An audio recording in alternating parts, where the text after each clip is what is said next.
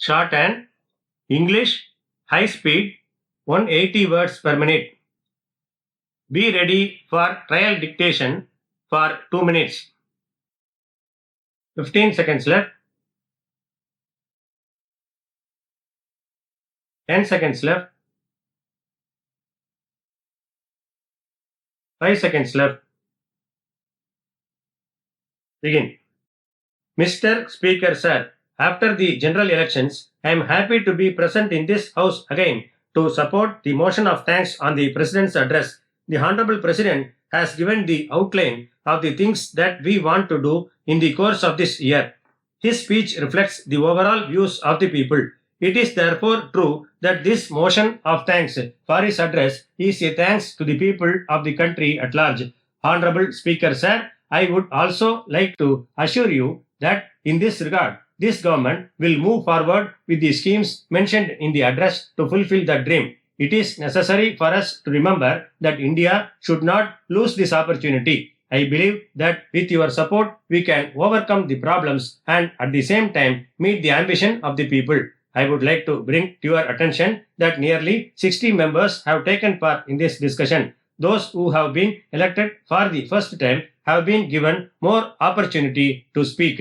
In this connection, I am glad to say that I am grateful to every one of them for making this discussion useful. It is true that the influence of the election speeches made in recent months is still visible in this House.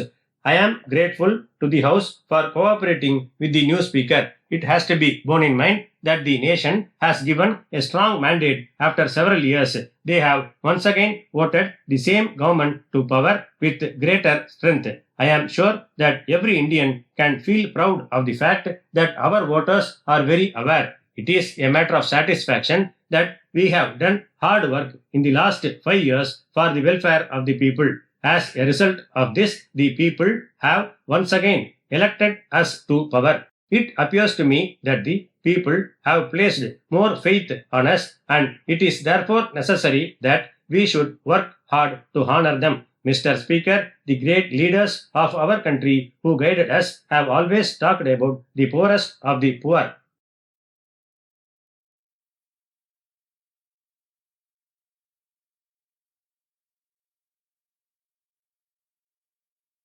Shorthand English high speed 180 words per minute. Code number of question paper 1560. Code number of question paper 1560. Candidates should transcribe what they have written into longhand verbatim.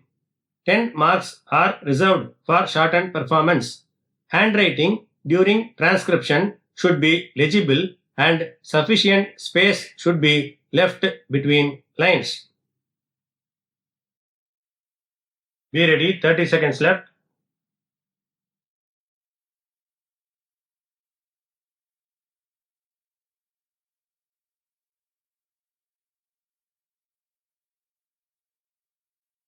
Fifteen seconds left.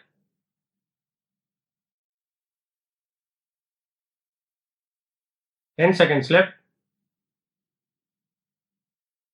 5 seconds left. Begin. Honorable Speaker, sir, I am honored to say a few words on the supplementary demands for grants for this year presented by the Honorable Finance Minister on the floor of the House.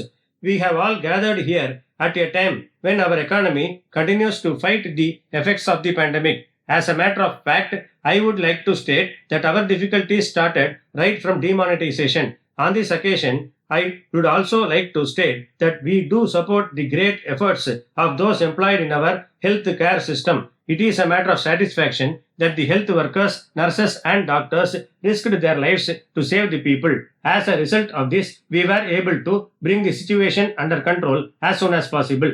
At the same time, I have to say that we have been facing one crisis after another in the past few years. On the one hand, the economy is in bad shape due to the pandemic. It is well known that important sectors like tourism have been affected all over the country. As we have stated during the budget debate, the government has, in our opinion, given us unrealistic targets. On the other hand, I would like to state that the allocations to crucial sectors has come down in the last few years. The very fact that the finance minister has come back with such large supplementary demands is a proof of this. The additional expenditure is roughly around rupees 2 lakh crores. It is a matter of great concern that more than 80% of this is limited to 5 major items.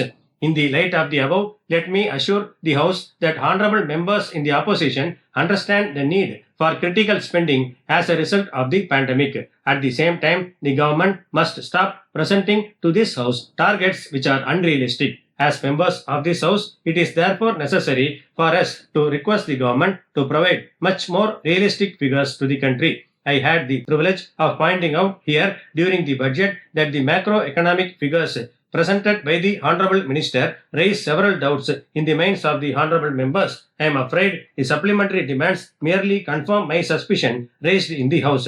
In my opinion, these grants indicate a gross miscalculation on the part of the government on the expected expenditure. As a matter of fact, it undermines the control of Parliament over the budget process by going much above what had been already sanctioned by the House. In my opinion, the government will not be able to maintain the budget deficit as promised on the floor of the House. Honorable Speaker, sir, I would also like to bring to the kind attention of the House the fact that the debt burden of the centre and states has increased to 90% in the last 2 years. This is about twice the limit that has been recommended by the review committee. At the same time, the gap between revenue and expenditure is likely to grow further in the years to come. On this occasion, it has to be borne in mind that we have not been able to meet our disinvestment target in the last 2 years. In addition to this, we have to take into account the estimated revenue loss due to the recent reduction in taxes on fuel. Next, I would like to touch upon the scheme of rural employment. There is no clarity from the union government as to when the funds will be released to the states. Even with these new funds announced today, the total expenditure under this scheme will be much below the estimates. As far as our country is concerned, rural poverty has risen to 30%. In the light of the above, I expected that the Honorable Finance Minister would seek more funds for the rural employment scheme in the supplementary grants. I would like to bring to the attention of the House that in many states, the workers have not been given salaries. As a matter of fact, in my constituency, wages are due for the past 7 months. In addition, I would like to state that India has many coastal states. As a matter of necessity, the fisheries sector needs to be given additional funds in the supplementary estimates.